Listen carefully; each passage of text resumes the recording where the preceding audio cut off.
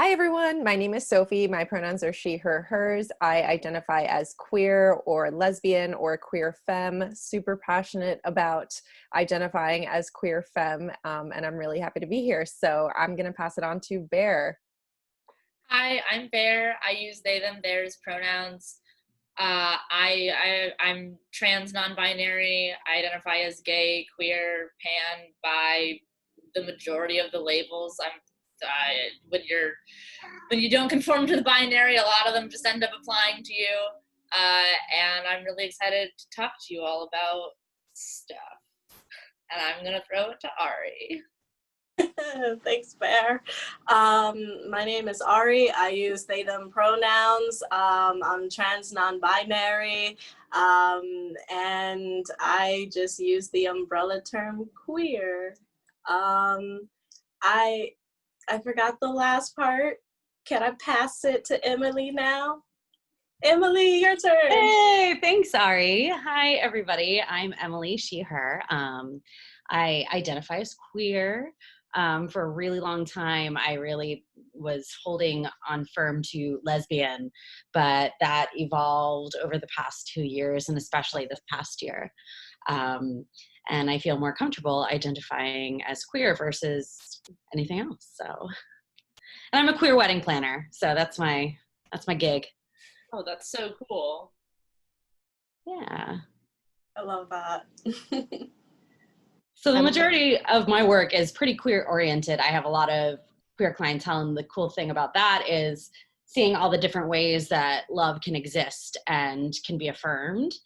And that's become a huge part of my business. Like, people come to me for that specifically, which is really, really powerful and like exactly what I set out to do. So that feels really good to contribute in that way to the queer community. How long have you been doing that? Since 2016. Since 2016, it was a side gig, and then turned into my full-time gig. So that's pretty rad. Although COVID has really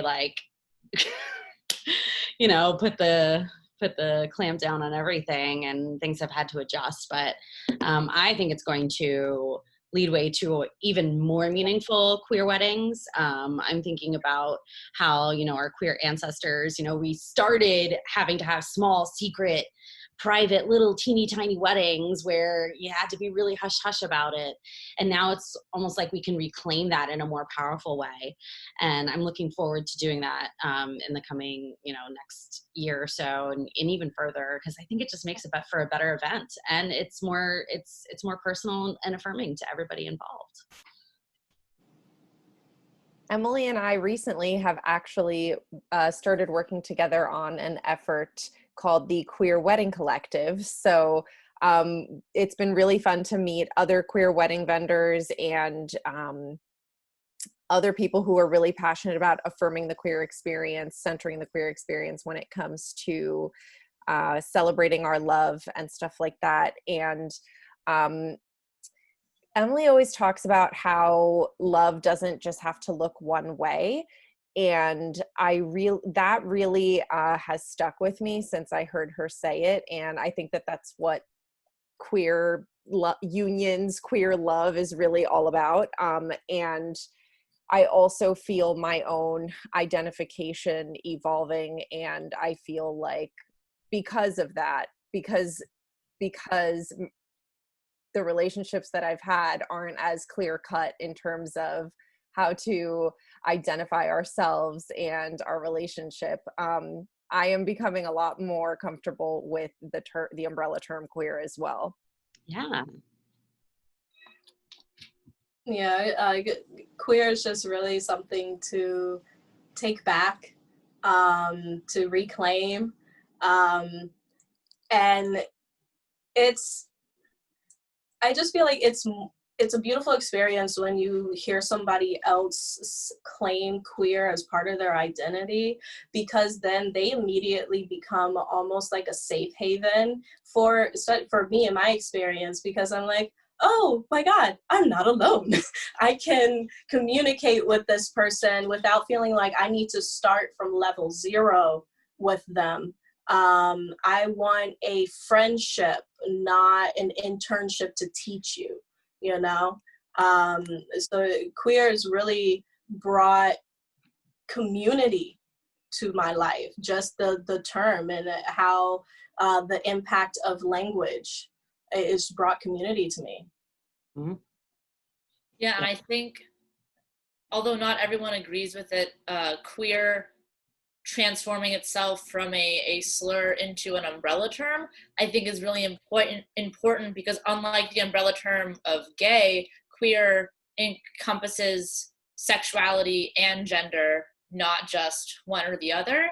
And so I think that's why queer is a really revolutionary term to use, is because it's not very descriptive. It is purposely vague. Yes. It tells you, it means whatever it needs to mean to each person. And I think that's why I've always really loved using that word as an umbrella term. And like, I came into my queer identity as a teenager around the time when people started taking back queer as a slur, starting to use it as an umbrella. And I just feel really thankful to have been coming of age and of gayness in that time. I that resonates with me because I think the thing I like the best about using the queer term is that it means to me, like, you can't make assumptions about me. You know, you can't make assumptions about who I like, what I look like, how I want to dress one day, how I want to dress another day. Because like Sophie, I do kind of tend towards the queer femme, but I've also got a really like super tomboy side that I want to display sometimes. And I hated when I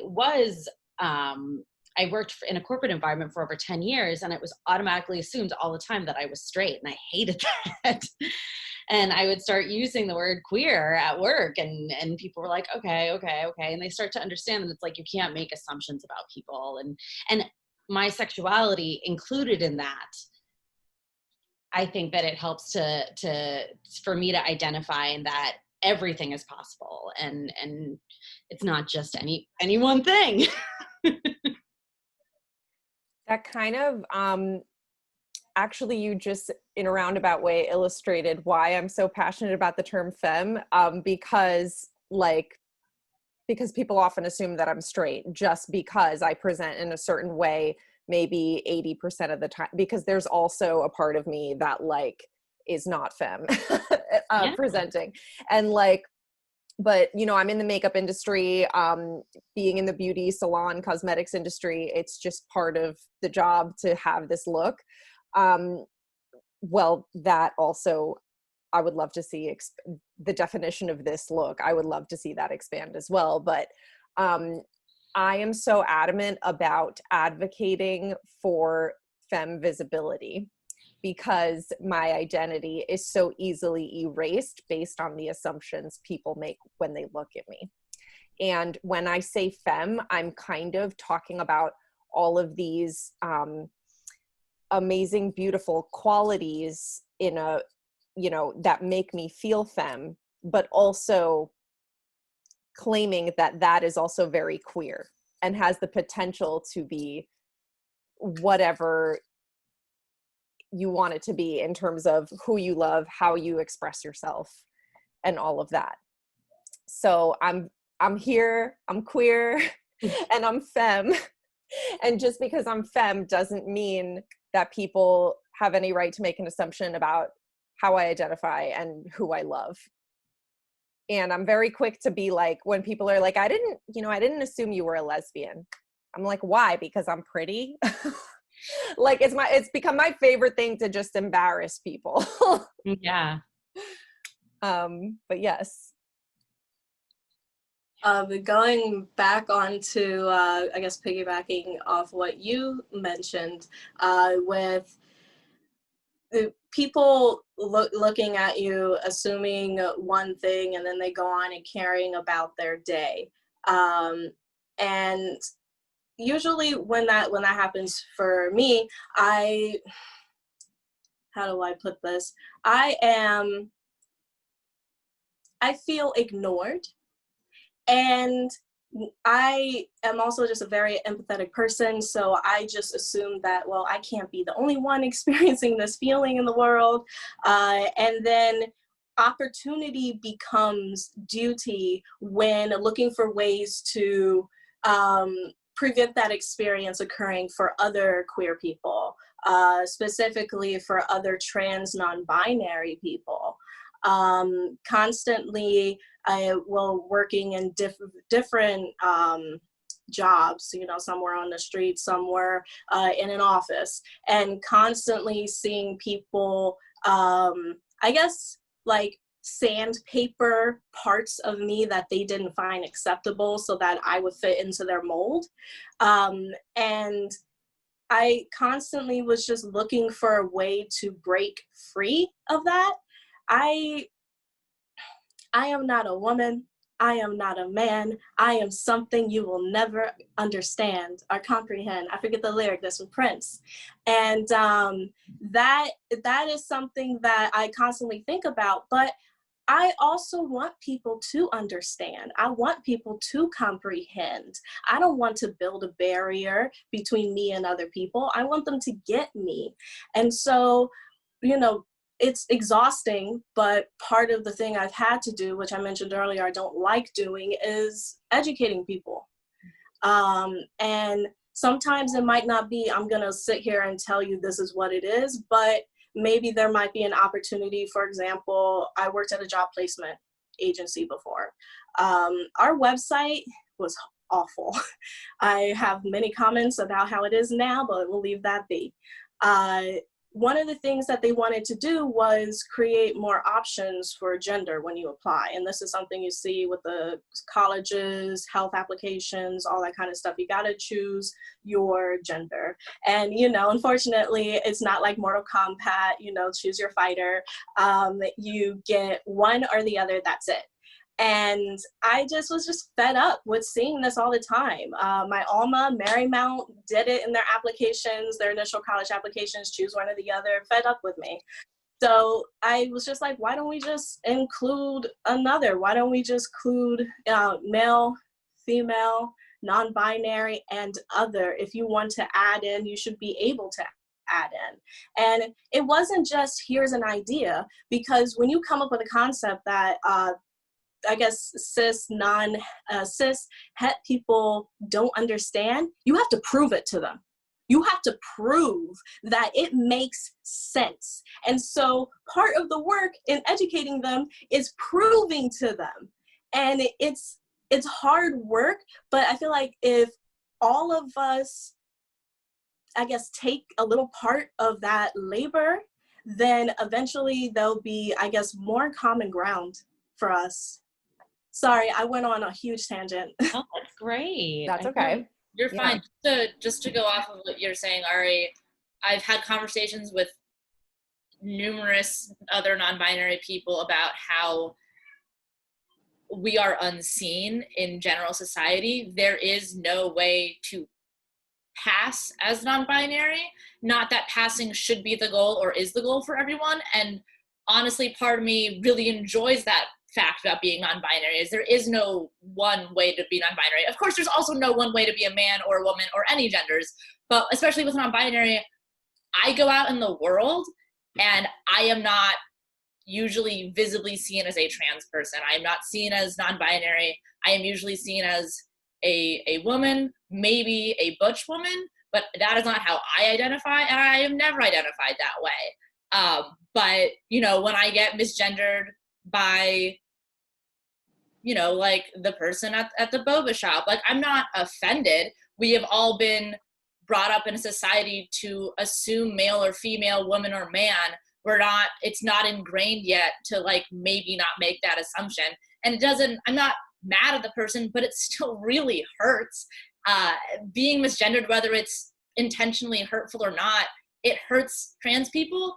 So if you know, just like little PSA, if you know someone's pronouns, always use them, whether they're around or not, use them.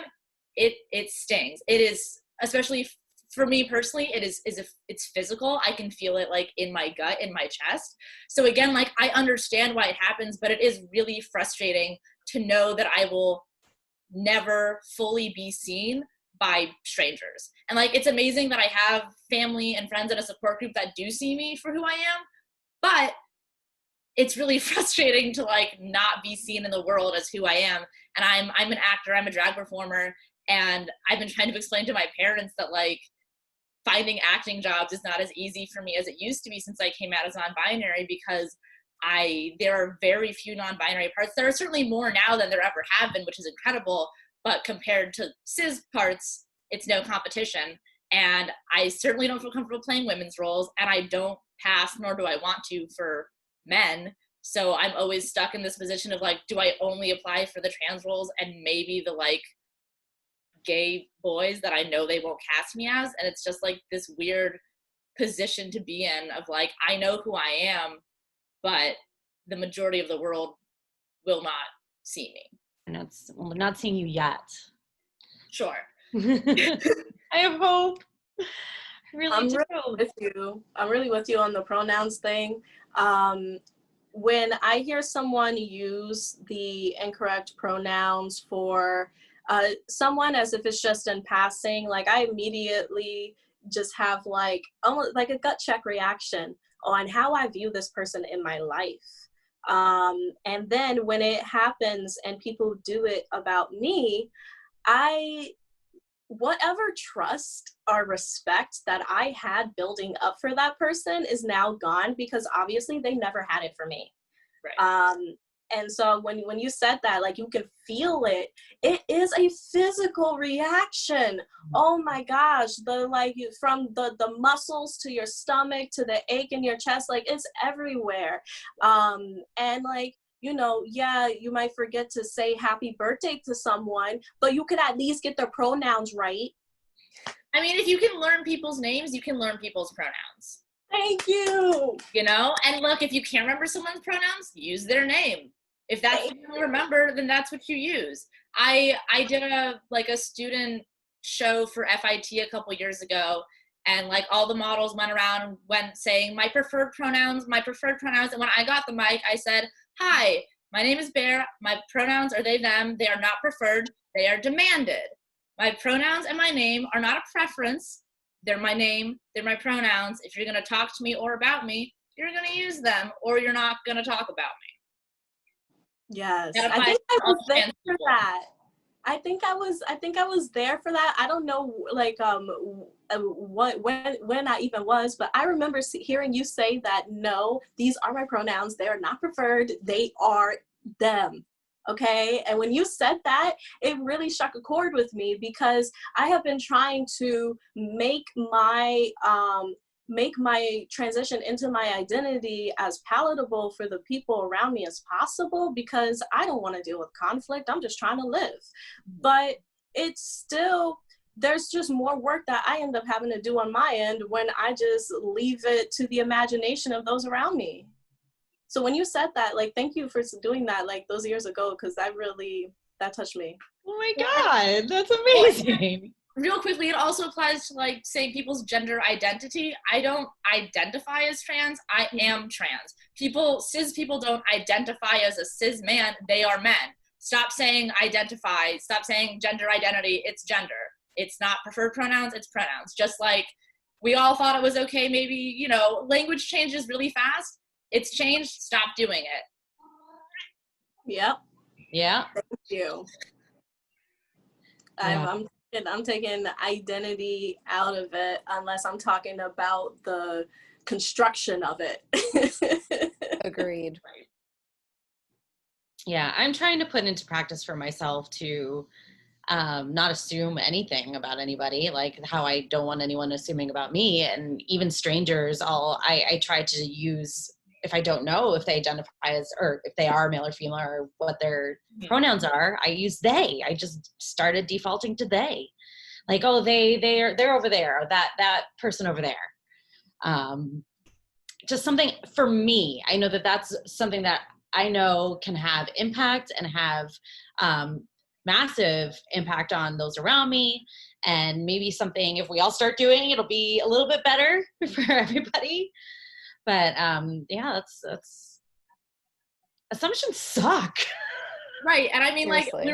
we're all unlearning these patterns that we've all been taught. Like, even as a trans person, I'm still every day catching myself assuming, like, being like, oh, that girl's shoes. I'm like, nope, I don't know if that person's a girl. I don't like, you know, we all do it. I mess up my friend's pronouns. I mess up my own pronouns. Like, we all make mistakes, but it's the idea of being able to catch yourself and be like, nope, that wasn't right. Let's go back. There we go. And like, if you keep doing that, you can retrain your brain to have new patterns, to have new pathways. And it takes practice. It's just a lot of practice. It does. And you just reminded me of a quote I heard some years ago, where your first initial thought or reaction is what you were trained to think and believe, and your second thought and reaction is really key to who you are. So, you know, you can't be upset with yourself where a thought that you don't like crosses through your mind. You do have to sit with the fact that that did come through your mind, but then you can make the decision, move from it, and, you know, just think better. Yeah, and I think everyone just needs to be willing to learn and to be told that they made a mistake, to be told that they're wrong, to not get defensive, to listen to the person who told you you're wrong, learn, and then be better. The idea of like people making a mistake years ago, like if they've learned from it and changed, why does it matter? We've all, like, I'm learning new things every day. Every time I go to a march, you know, led by Black trans women, I'm learning new things every day that, like, I definitely should have known, but I'm so grateful that I know it now. And I think people are just like, especially as we get older, we feel like what we know is what we know, but we're all always learning. And so, like, the more open we can be to knowing that we might be wrong, the more we can learn and be better, you know, citizens to each other. Yeah, I definitely think humility and openness to learning are crucial for good allyship. Mm-hmm.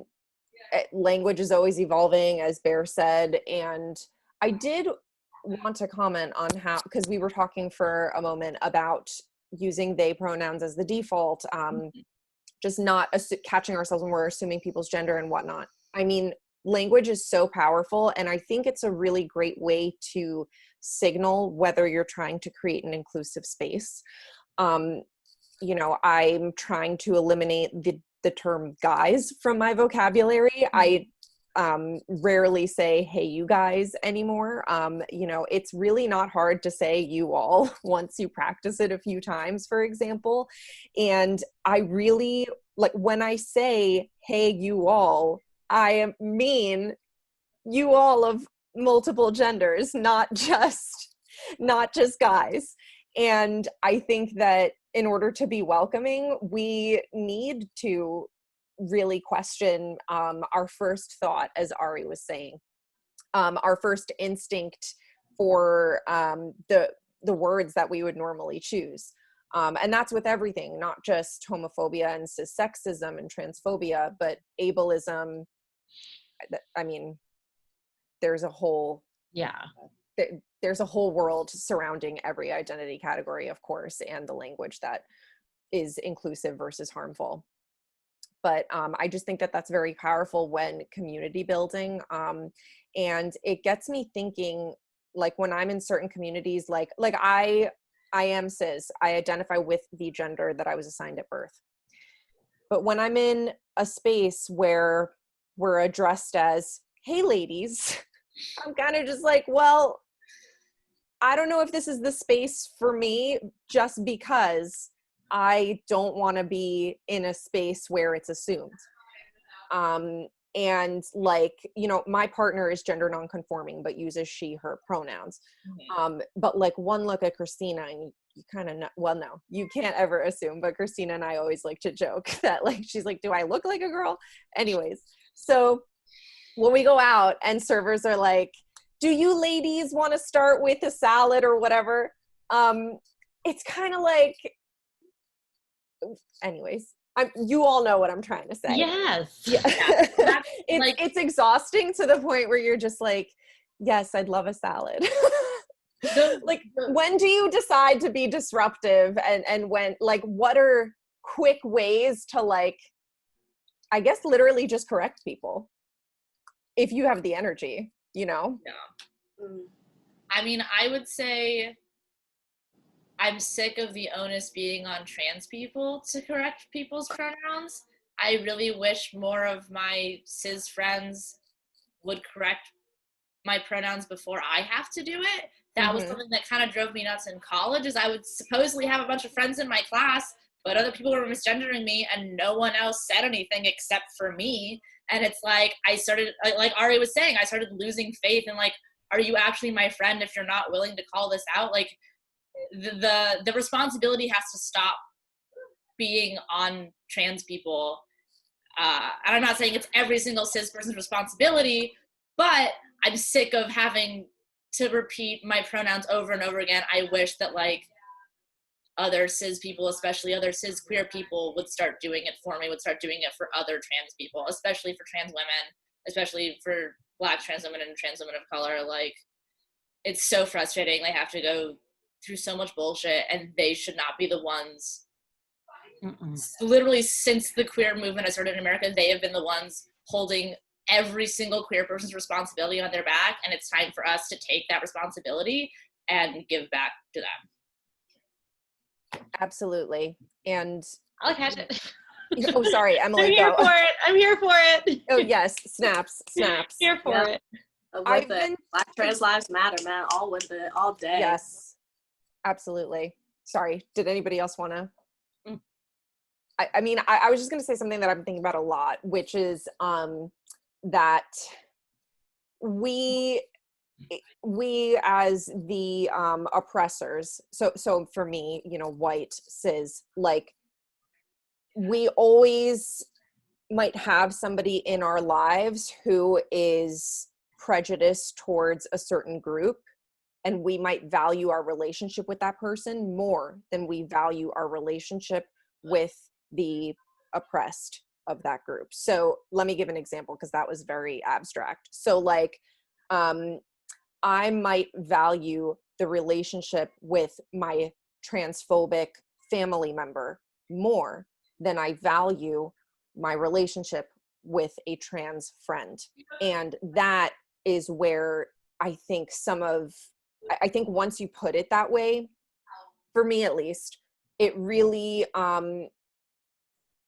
it really created that tension in my mind of thinking, well, literally, like, what am I willing to risk and do?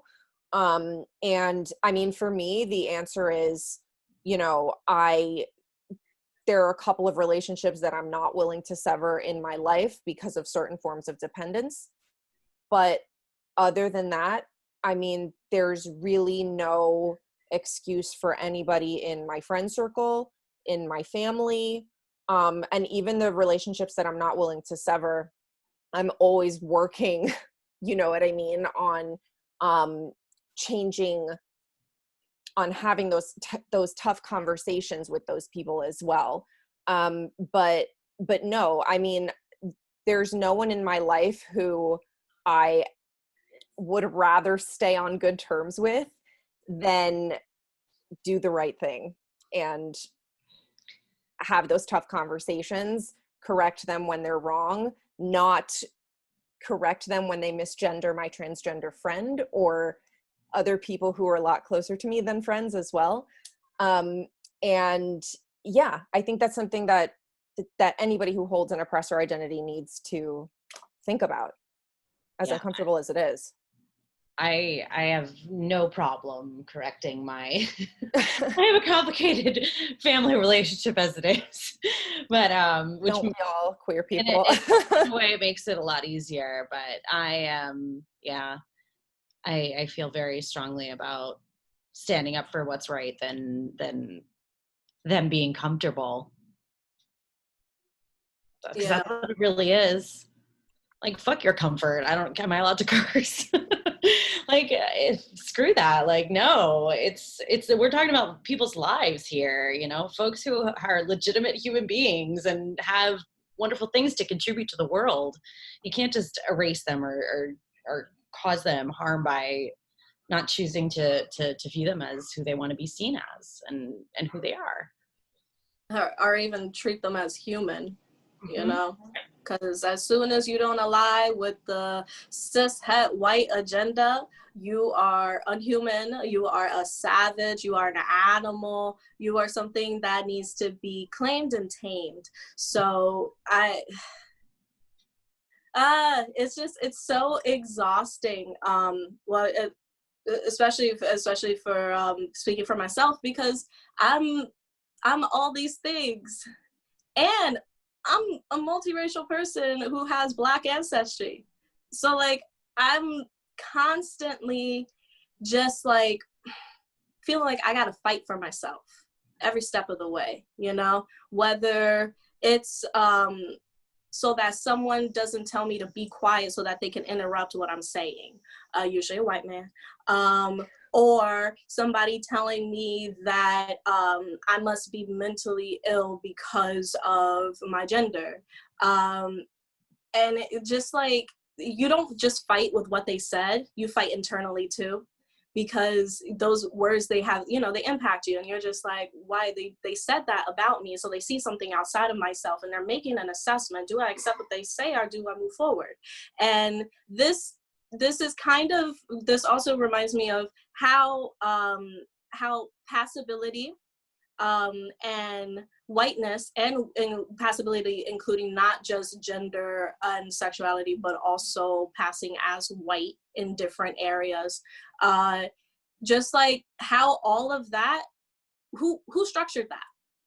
Who created the structures of that? And I'm constantly always going back to the cis het white man. And I think that sometimes a good thing to work on, especially for myself, is to not hold the opinion of the cis het white man in high regard. There's why is there value to their opinion? And to elevate the opinion of people who have been screaming and screaming for generations to be heard. That was a winding road, but y'all led me there.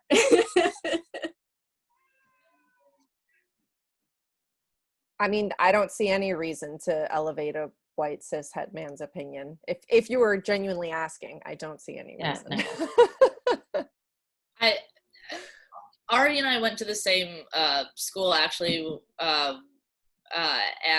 this is not only a problem with our school, but with all theater programs. Theater history is ridiculously white, cis, male-centric, and our obsession with classical Greek theater is a little ridiculous. I think we need to study, you know, one or two of them, but the fact that we spend such a large amount of theater history time in Europe is just preposterous and unnecessary. And, you know, within the acting program, I don't think I can think of a single scene that I was given that wasn't written by a white person. Broadway as an industry, how many shows are up right now, or were up, have been up in the last 10 years that were not by white men? How about how we were about to have 2 shows about white men dressing as women as a joke and a pivotal moment in a show on Broadway? We were about to have both Tootsie and Mrs. Doubtfire the musical on Broadway. That's not okay. That's not okay. I'm sick of it. I'm so sick of it. I don't care what any cis white man's story is. I don't care. I'm sick of hearing it. None of them are interesting. They haven't been interesting for a really long time, and I don't want to hear them write about themselves, and I don't want to hear them write about people that aren't themselves. I'm just sick of it. I don't want to hear their stories. I want to hear everyone else tell their own fucking stories. Yes. That's not just theater. That's all media, you know, but like, yeah. That's where I mainly exist. So like, that's where a lot of my energy has been focused. Everything needs to stop being so white male centric. And I'm not even talking about only straight men. White gay men are now, you know, the white straight men of the queer community. They hold the most amount of privilege, and they are certainly exercising it, but not to help those that are most disenfranchised. So I say all white men, I'm sick of it. I don't want to hear what any of you really have to say. Use your privilege to uplift other people's stories. Help tell other people's stories if you still want to be a storyteller. but maybe for the next few decades, shh, Take a break. Sit this one out. Shh. just a thought, just a little idea for you. Challenge. Like the epitome of this is kind of like, I had this experience today. This is totally random, but I was at a 4-way stop and there was white dude in the car. I stopped first, then he stops and he goes, and I'm like, wait a minute, no. I know I can go. You don't have to tell me I can go now. Driving works. I have the right of way. Yeah. Like, but isn't that like the epitome of white guyness? Yeah. Like, Yes. Especially like every day, it's something. Yeah. Mm. Oh, Bear, when you said earlier that you didn't remember being assigned any plays, scripts, readings that were written by Black people, and you just reminded me of how many times professors, going back to the assumption, the assuming thing that you were talking about, Sophie and Emily, I had professors who would assign me plays by Black playwrights and have me do scenes from them. And I was just so fucking confused because I gave my scenes in that I was interested in, and the teacher looked at me and said, oh no, why don't you choose from these?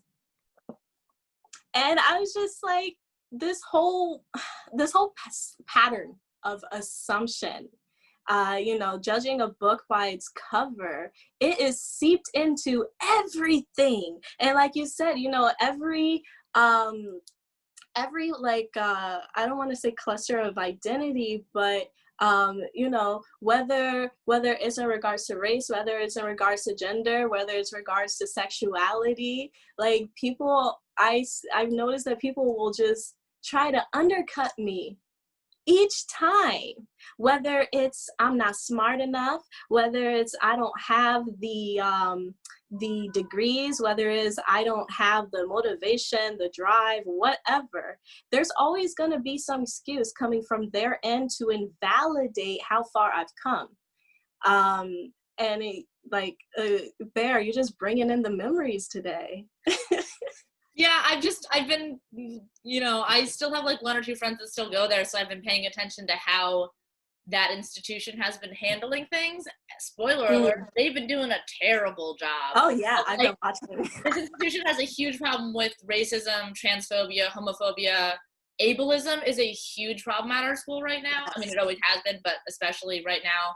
And again, it's just really frustrating because, everyone assumes that, the arts, theater, that's where everyone is equal. No, that's not anything. It's still so focused on white people, white and able-bodied, straight passing people. And even the trans representation that we usually get are thin, white, androgynous people. Or that is actually really shitty too. Passing trans people. It's always one or the other. If it's a non-binary person, they have to be like perfectly androgynous. If it's trans man or woman, they have to be ridiculously gorgeous and cis passing. We don't get any representation of what the majority of trans people actually look like. And there isn't a recognition of the tokenization of these individuals, and like in the whole agenda of like, I guess, of the white idealization, which I am very easily able to call also white supremacy, where you have this idea that you are part of it, you're part of our party, everything is cool because we're including you in these little booklets that we send out, but when you actually need help for your tuition, sorry, just drop out. Like there's no form of support. This fake allyship really has my mind twisted because you think you have a friend, and no, I do not have a friend in you. We are frenemies. I'm looking at you from a distance. I don't trust you. And you have to do that. Well, I guess like when you're not part of the norm in society, you have to look at everything with a hesitancy. Whether it's an institution, whether it's a person. I look at white people, I'm automatically hesitant. I don't know what you think about me. I don't know what you're gonna do. I go to a space that is usually reserved for straight people. Usually sports stadiums, I will try to really avoid being there, and I will feel uncomfortable the whole time. The space that we are claiming, I need to see allies doing the same thing and protecting that space. Back to Bear, it's not just on us. There's also this problem of like palatability and assimilation with a lot goes along with queer history. I read a really fascinating collection of essays actually about assimilation and how the queer movement, or not the queer movement, the gay rights movement reached this point where the idea was gay people are just like you. We're not scary. We're just like you. And like, that's great. But like, I'm not like straight people. I'm not like cis people, and I don't want to be, and I don't want people to think that I am. Like, the idea that we have to like play nice and be palatable to cis and straight people to be accepted is preposterous. We should be as able to be as trans, gay, queer as we naturally are without fear, without having to kowtow to white cis patriarchy supremacy. Like, the assimilation needs to stop being the priority, and like actual queer liberation needs to be the priority. And to me, queer liberation isn't reached until those that are most disenfranchised in our community, Black trans women, are uplifted the most and given power. Then we will all have power. But until then, we all have to keep fighting. Just sounds so good. Yes. Right? I mean, that brought up two things for me. The first one is this fixation of non-queer folks, of needing proof, which I think Ari was talking about.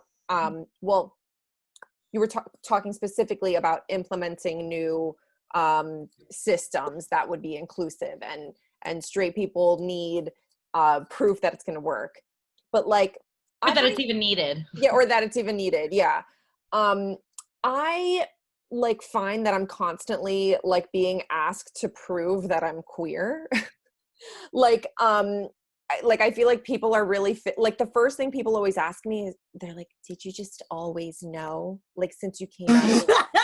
Sorry. And I'm like, no, actually, like, I'm not sure I knew much of anything as a child.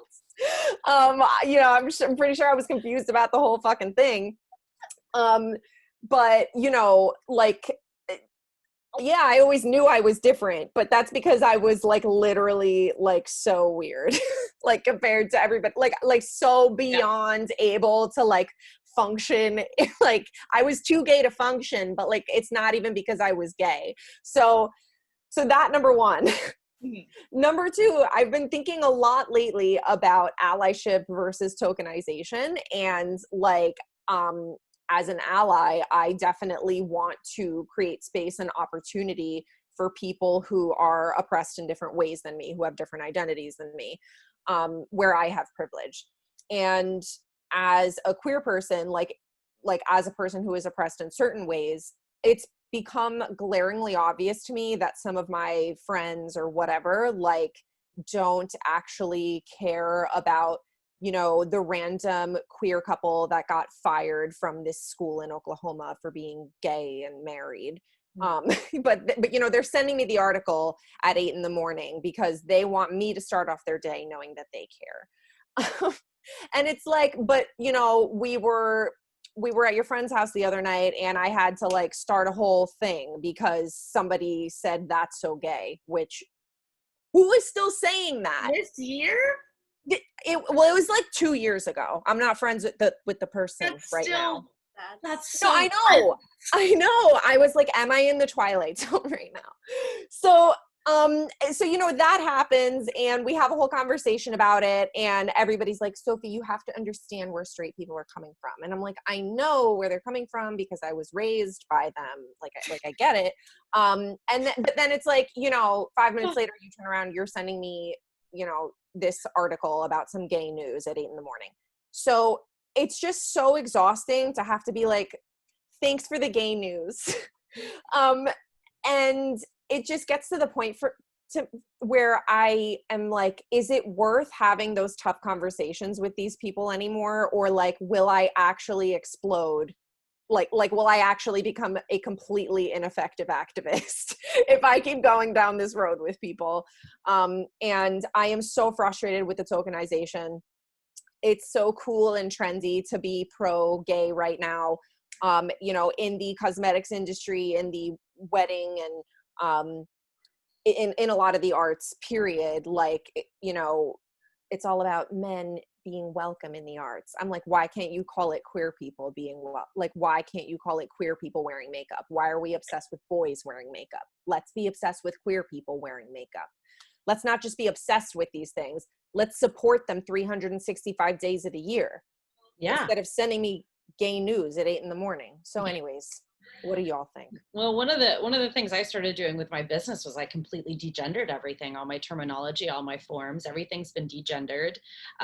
Even my cis het couples get the degendered forms. So it's just like, and I'm thinking to myself, and I'm in a lot of wedding groups, and it's always bride and groom, bride and groom, bride and groom. And even brides don't even want to be identified as bride sometimes. And it's just like, going back to the pervasive thing, it's so pervasive in everything, and it's just not necessary. It's not necessary. No. And I want to change it. So that's what I'm doing. That's my little part to help change things, is to be that example, to show that, like, this is how I do my business. And when I'm dealing with vendors, I use pronouns. I identify everybody's pronouns for them so that they know and that they're advocated for. But like everybody, like, and it's just about holding space a lot of the times, I think. Like, just, if you don't understand it, then just take a moment and hold the space to consider the possibility. Consider the possibility that what it will take for you to identify the person by their pronouns, or identify the person by their identity that they're, putting out into the world. It doesn't take much. It's just hold some space. And don't get so caught up in things. We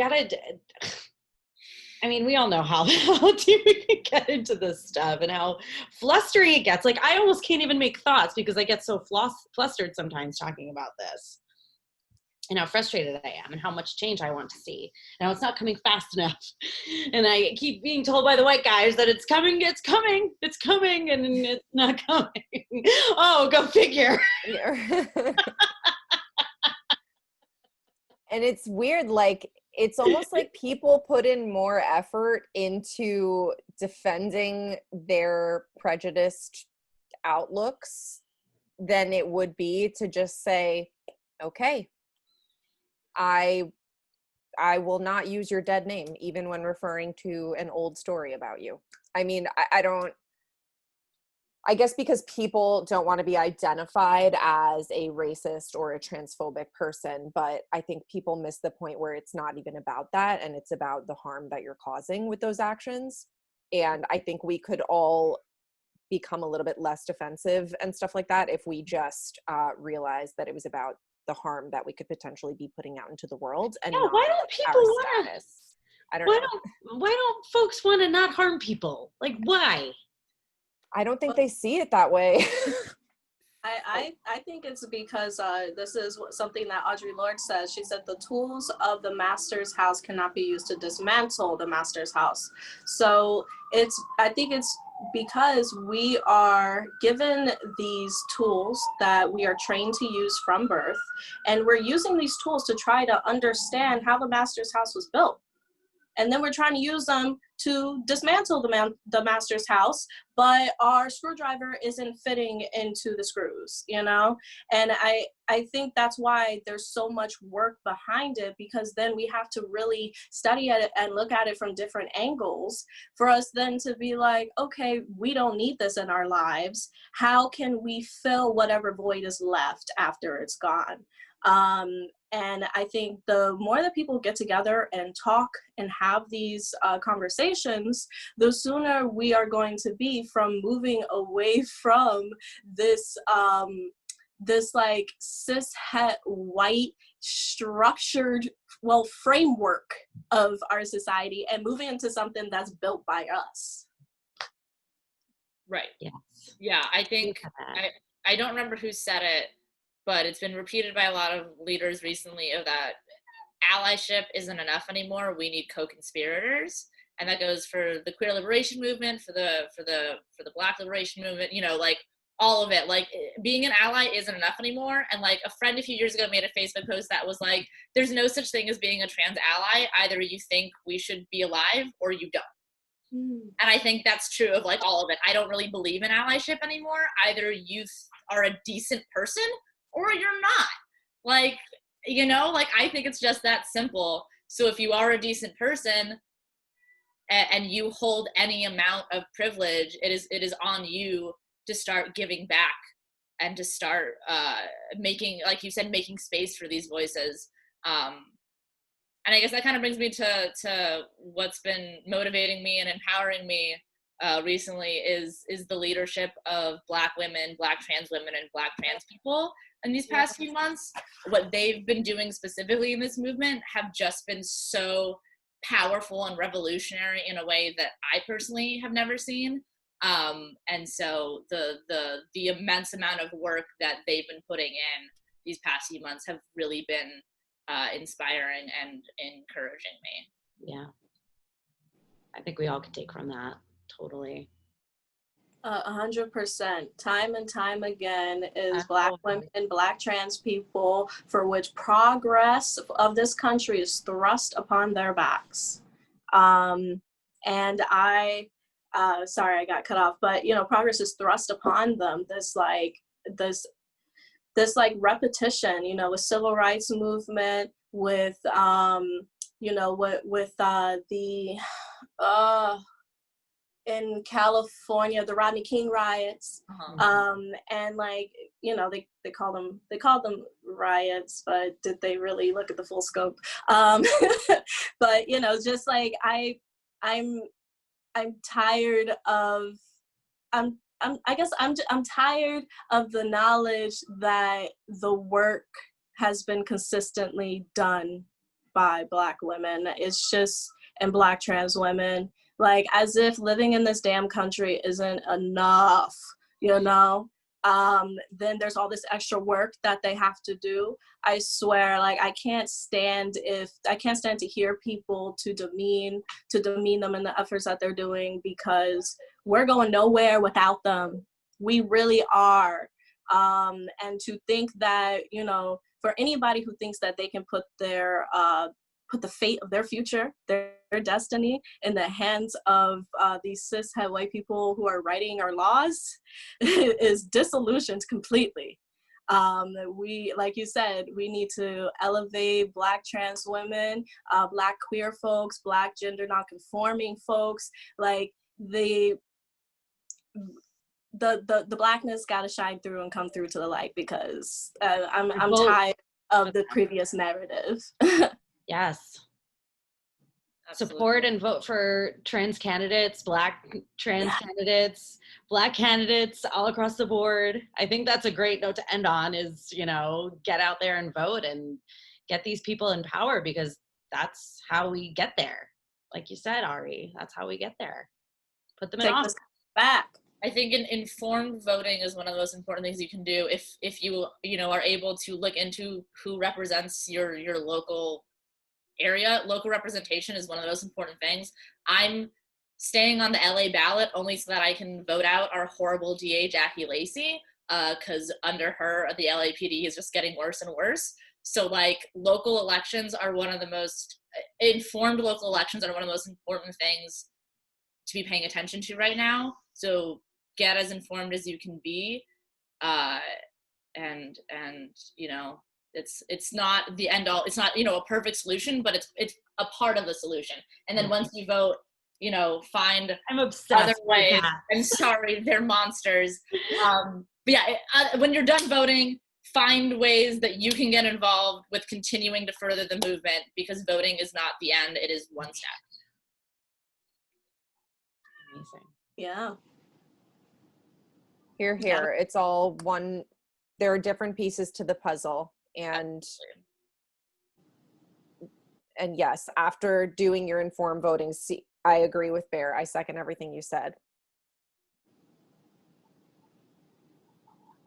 And review your sources before you, you know, go about getting informed and accepting as fact. Make sure it's coming from people of our community, your community. Like, don't go on Facebook thinking, oh, this is the right source for something, the right information.